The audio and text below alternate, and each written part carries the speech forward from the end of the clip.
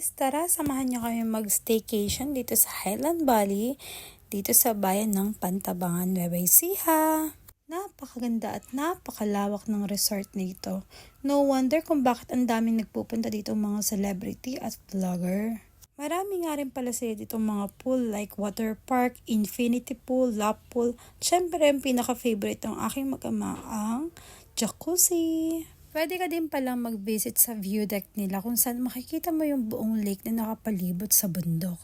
Talaga namang marerelax kapag nakita mo.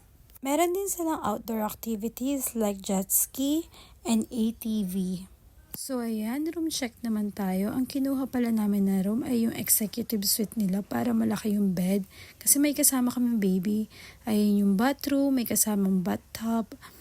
At ayan naman yung balcony namin. Sino ba namang hindi matutuwa kung ganito ang magiging view mo sa umaga, di ba?